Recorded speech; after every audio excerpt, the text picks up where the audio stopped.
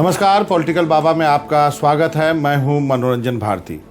आज चर्चा करेंगे पंजाब में कांग्रेस में हुए झगड़े की।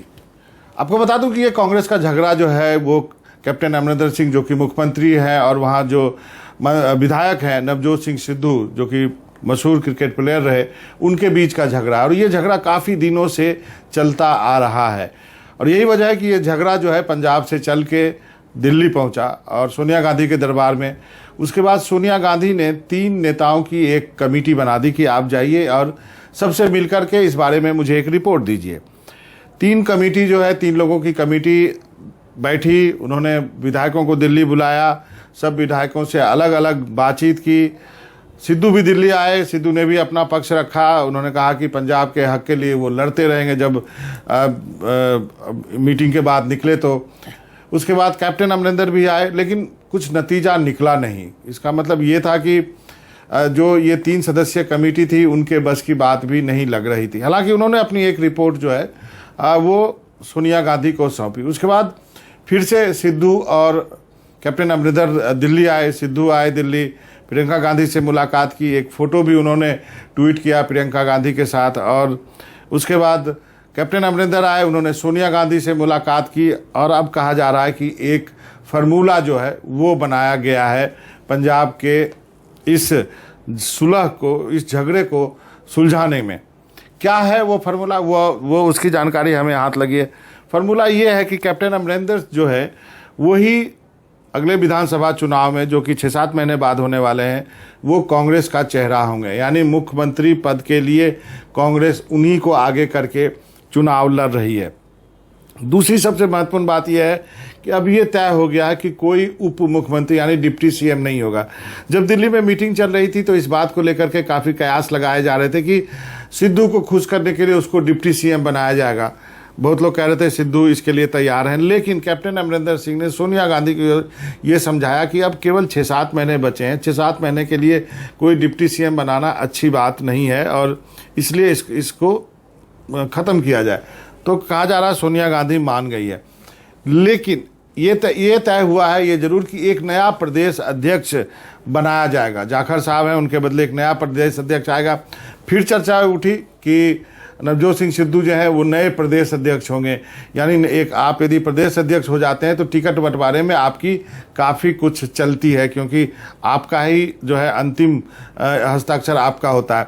इस पर कैप्टन साहब ने सोनिया गांधी को समझा दिया कि मुख्यमंत्री सिख और उसके बाद प्रदेश अध्यक्ष भी सिख नहीं होना चाहिए। और इसके लिए उन्होंने क्या क्या दबाव बनाने के लिए जितने भी हिंदू विधायक थे उनकी एक उन्होंने बैठक बुलाई और उसके बाद लंच पे वो बैठक थी। और उसके बाद ये कहा गया कि इन विधायकों ने मांग की है कि जो प्रदेश अध्यक्ष हो वो हिंदू हो।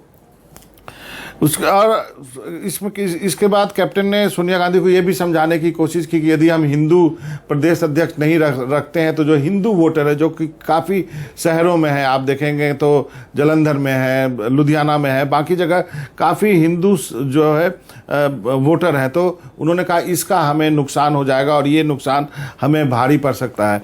तो अब ये हुआ कि प्रदेश अध्यक्ष तो नया होगा लेकिन वो हिंदू होगा। यानी एक बार फिर से नवजोत सिंह सिद्धू का पत्ता जो है कट गया है। अब आखिर नवजोत सिंह सिद्धू को मिलेगा क्या? उनको क्या मिल सकता है? उनको मिल सकता है कि वो चुनाव संचालन समिति के अध्यक्ष बनाए जाए। अब ये चुनाव संचालन समिति होता क्या है? ये एक तरह से वो कमेटी होती है जो तय करती है कैसे चुनाव प्रचार होगा, कैसे पूरे चुनाव की एक रूपरेखा बनाई जाए, कौन कहाँ जाएगा। और आप कह सकते हैं कि इस कमेटी के अंदर ही चुनाव होता है, क्योंकि उस वक्त तो सरकार होती नहीं है, पार्टी होती है, पार्टी को लोग बिजी होते हैं, तो एक कमेटी बनाई जाती है और सिद्धू को इसका अध्यक्ष बनाने की बात कही जा रही है। इससे क्या होगा? सिद्धू क्या इसके लिए मानेंगे? कहा जा रहा है सिद्धू के पास कोई चारा नहीं है, सिद्धू इसके लिए तैयार हो जाएंगे। क्यों तैयार हो जाएंगे? क्योंकि यदि एक बार आप इस कमेटी के अध्यक्ष हो जाते हैं तो कम से कम आप 1 दर्जन से अधिक टिकट तो झटक ही लेंगे कि नहीं ये हमारा आदमी है, यहाँ पे पटियाला में इसको चाहिए, अमृतसर में मैं इसको देना चाहता हूँ। तो यही वजह है कि लोग कहते हैं कि सिद्धू जो है वो इसके लिए तैयार हो जाएंगे। लेकिन बात यहीं ख़त्म नहीं होती है। अब कैप्टन साहब को पर भी थोड़ी लगाम कसने की बात हो रही है।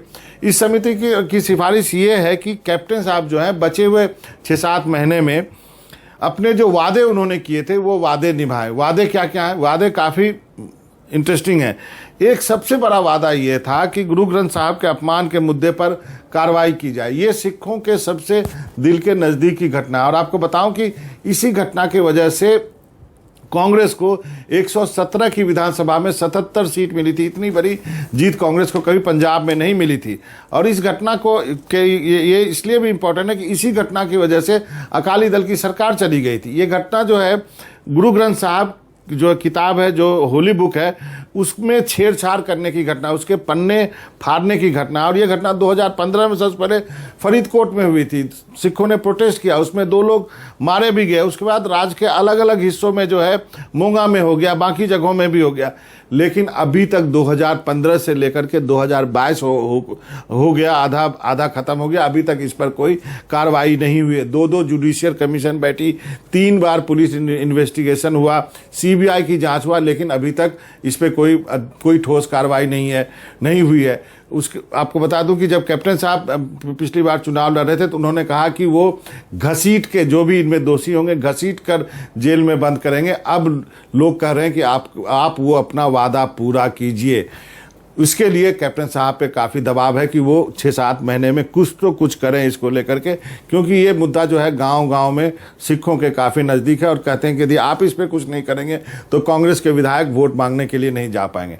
दूसरी सबसे बड़ी बात है कि बिजली की हालत ठीक करने की ज़रूरत है।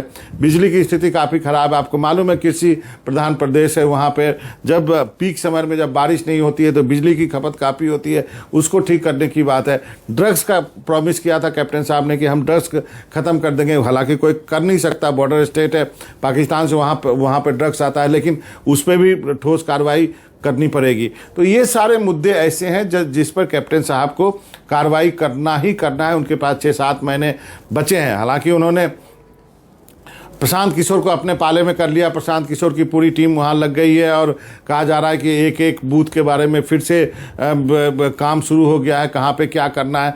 लेकिन इतने सारे सुलह के बाद भी ऐसा लगता है कि पंजाब में इस सुलह के बाद भी झगड़ा जारी रहेगा, क्योंकि सिद्धू रुकने वाले नहीं। आपको मालूम है कि सिद्धू का जो इतना बोलते हैं उसके पीछे ये भी कारण है कि उनको लगता है कि उनकी काफ़ी मांग है प्रचार करने में। हर जगह उनको लगता है कि पूरे पंजाब में घूम के मैं प्रचार करता हूँ और जब मुख्यमंत्री पद की बात होती है तो वो किसी और को मिल जाता है। लेकिन इस बार सिद्धू छोड़ने वाले भी नहीं है। लेकिन जो जानकारी ये मानते हैं कि सिद्धू को ये कहा गया कि आप इंतज़ार कीजिए, कैप्टन साहब की उम्र हो गई है, अब ये उनके लिए लास्ट इलेक्शन होगा कब, तो वो इसलिए शायद सिद्धू इसके लिए तैयार हो गए, थोड़ा और इंतज़ार करना चाहते हैं। लेकिन कई लोग ये भी कहते हैं कि सिद्धू कांग्रेस से बाहर क्यों नहीं चले जाते।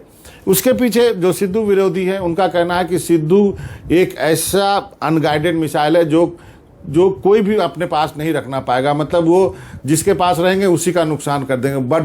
बड़ बोले हैं, बोलने पर कंट्रोल नहीं होता है, कुछ भी बोलते हैं, कहीं भी बोलते हैं, क्या बोलते हैं, ये उन पर काबू नहीं रहता। इसलिए कोई पार्टी अभी फिलहाल छूने के लिए तैयार नहीं है। लेकिन क्या पता कल को आम आदमी पार्टी चाहे तो वो उनको ले सकती है, उनको चीफ मिनिस्टर बनाने की बात कर सकती है। हालांकि पहले भी ऐसी बात आई है। क्या वो बीजेपी में वापस जा सकती है, क्योंकि बीजेपी के पास कोई नेता नहीं है और किसान आंदोलन के बाद बीजेपी की हालत काफ़ी ख़राब हुई है। तो कयास कई तरह के लगाए जा रहे हैं। लेकिन फिलहाल ऐसा लग रहा है कि कांग्रेस में एक तरह से सुलह हुआ है। कैप्टन अमरिंदर और नवजोत सिंह सिद्धू में सुलह हुई है। लेकिन देखना यह है कि ये सुलह कब तक कायम रहती है, क्योंकि मुझे लगता है कि पंजाब में इस सुलह के बाद भी कैप्टन अमरिंदर सिंह और नवजोत सिंह सिद्धू का झगड़ा जारी रहेगा। पॉलिटिकल बाबा में आज इतना ही।